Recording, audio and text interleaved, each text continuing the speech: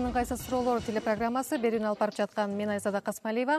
Мына кечеден баштап Кыргызстандын мусулмандары ажылык сапарга аттана башташты. Өзүңүздөргө маалым, ажылык маселеси акыркы жылдары коомчулуктун көңүл чордонунда чоң талкууга айланып турат. Ошондой эле буга кошумча мамлекет менен дин өкмөт менен муфтияттын ортосундагы карым-катыштагы коомчулуктун көңүл чордонунда турат.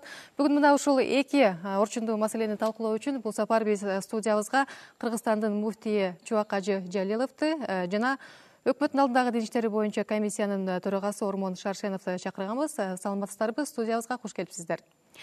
Алгачкы сөз коногун оболу Чубак Ажы сизге узатайын. Мына негизи эле муфтий деген ким, аны ким шайлайт, ким кызматтан алат, милдеттери кандай, кыскача бир маалымат бере кетесизби? Бисмиллахир-рахманир-рахим.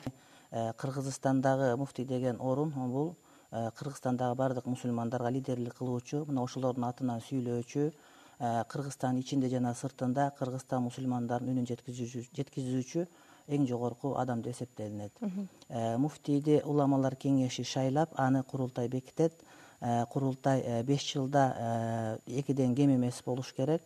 Мына ошол уламалар кеңеши шайлаган муфтийди курултай бекитип бериш керек.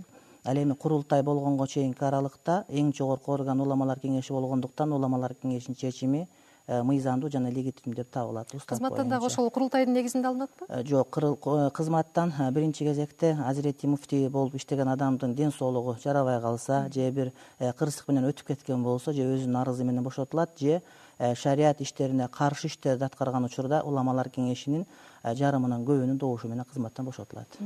Ормон мырза, сиз мына муфтий кызматында мыйзамсыз отурат деп айтып чыктыңыз да. Негизи кандай жүйө аргументтерди келтирет элеңиз? Азирети муфтий 2010 жылы декабрь айында Ош областында туруп сүйлөгөн сөзү бар. Кудай буйруса, мынакей ошол жыйындын көчүрмөсү, ошондо Азирети муфтий мынтип айткан, Кудай буйруса, мен комиссия түздүм 15 кишиден. Бул комиссия 3 ай ичинде иштеп чыгып, курултай өтүшү мүмкүн деп. Ошондо декабрь айында айтылгандан кийин ал март айына келип такалмакта. Ошону менен март айы өткөндөн кийин бизге каттар келип түшө баштады. Курултай эмне үчүн Чубак Ажы болбой калды? Убада кылынгандай 3 айдын ичинде. Сөздүн бардыгы туура. Себеби бизде курултайды өткөрүүгө негизги маселе муфтияттын уставын кайра карап чыгуу болгон. Биз муфтият түзгөн комиссия 3 айдын ичинде биз уставды иштеп чыгып, уламалар кеңешине сунуш кылдык. Бирок уламалар кеңеши уставдын чала бышкандыгын эске алып, ошону дагы бир этаптан өткөргүлө. Кыргызстандагы жалпы мусулмандардан жана аалымдардан, уламалар кеңешинде эмес, жана уламалар кеңешиндеги аалымдардын ыраазылыгы болуп, ошолор кабыл алгандан кийин өткөргүлө деп айтышты.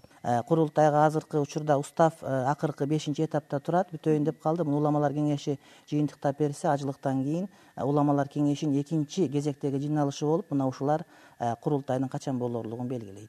Эми муфтият менен мамлекеттин ортосундагы мамиле, карым-катыш туурасында сүйлөшө турган болсок да, Акаевдин, Бакеевдин учурунда деле ушундай референдум же шайлоо өңдүү бир саясий иш-чаралардын учурунда алар имамдарды, муфтийди чогуу ала жүрүшчү эле да, коштоп дегендейчи. Анан бул жолку шайлоо жараянында дагы талапкерлерден сизге ушундай бир сунуштар түшкөн жокпу? Мисалы, биз менен кошо үгүт иштерине катышып бер дегендей. Кызык суроо, бул албетте ачык сунуш түшкөн жок, бирок биз менен барса жакшы болот дегендей бир пикирлер келип турат. Ошонун алдын алып биз 2 токтом чыгардык. Биринчиси жылда чыгып келген шайлоого диниятчылар катышпасын деп. Шайлоого дегенде шайлоо үгүттөөсүнө, ал эми шайлоонун өзүнө катышууга милдеттүү жаран катарында. Укуктуулук эмес, шарият көз карашында милдеттүүлүк туурасында сүйлөйбүз. Себеп дегенде бул добуштар аманаттарды кайсыл жерге жеткирүү бул Кудай Таала буйруган милдет бизге. Ал эми экинчиси, мына ушул 2012 жылдын 1-мартына чейин уставдык негизде шайлоого байланышкан, диний шайлоого байланышкан жыйналыштардын баарына тыюу салдык. Себеби ошонун негизинде жана жергиликтүү кеңештерге президенттик шайлоого аралашып кетпесин деген таризде мына ушундай чараны кабыл алдык. Ормон мырза, сиз мына айтып атасыз да, март айында курултай болуш керек болчу депчи, бирок эмне үчүн бул маселе ошол шайлоонун же болбосо ажылык сапардын алдында көтөрүлүп жатат да? Мисалы, ага чейин көтөрсөңүздөр болбойт беле? Ага чейин май айында жазган каттын көчүрмөсү бу жерде бар. Май айында жаздык, жазганда айтты, биз азыр карап атабыз деди. карап аткандан кийин да действительно булар карашты аны. Май өттү, июнь өткөндө бул журналдын экинчи бөлүгүнө Кадыр Маликовдун статьясы чыкты. Проблемы мусульманской уммы Кыргызстана деп. Анын ошол жерде Кадыр Маликов өзү ким экенин жакшы билесиз. Мындай деп эме бергени бар да: существует еще один серьезный риск. Дело в том, что нынешний муфтият на данный момент не совсем легитимен дегени түрткү болуп калды да.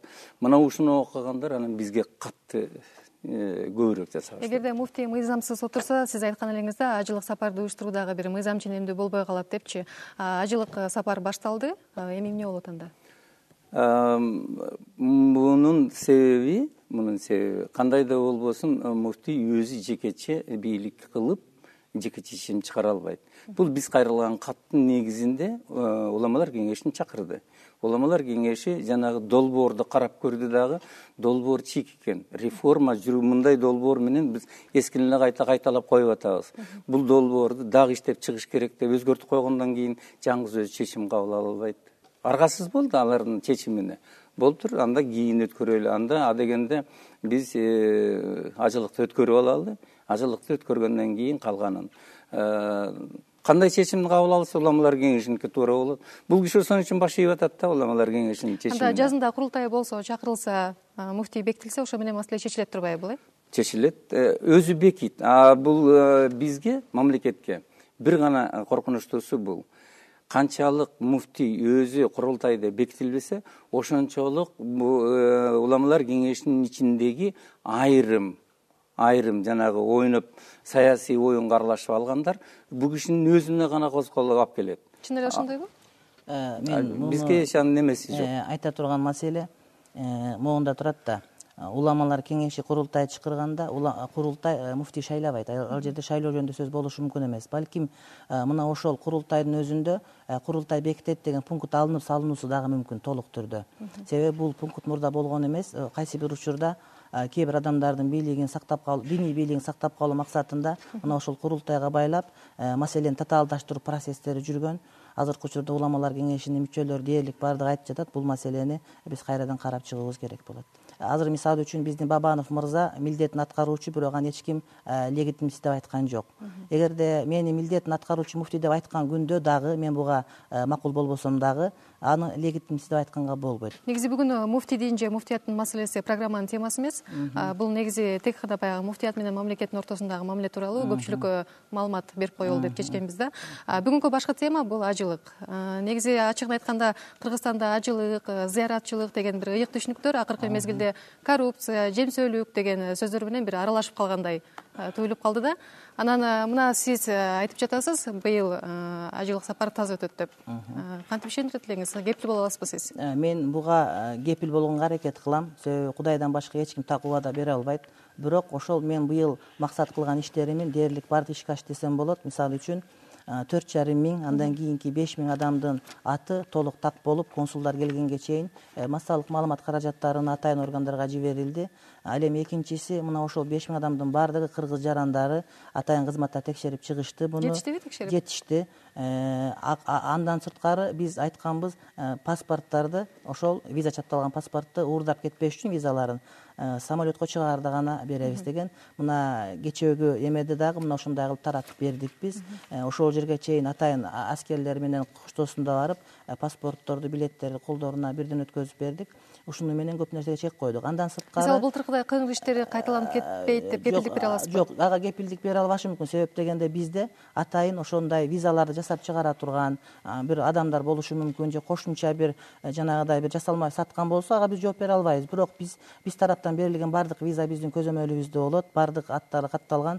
Эгерде бир жасалма чыгып же сатыкка чыга турган болсо, ким саткандыгын биз айгинелейбиз. Андан сырткары дагы бир чоң иш бул ошол 5 миң адамдын бардыгы банк акчасын төлөдү. Бул деген сөз биздин ар бир тыйыныбыз ошол 12-13 миллион доллардын бардыгы жаңылык болуп, бардыгы мыйзам талаасына, финанс талаасына кирди деген сөз. Урман мырза, сиз ошол быйылкы ажылыктардын артынан бир арам иштердин учугу чыгып калат деп кооптонбойсузбу? Жок. Себеби ал жерге борбор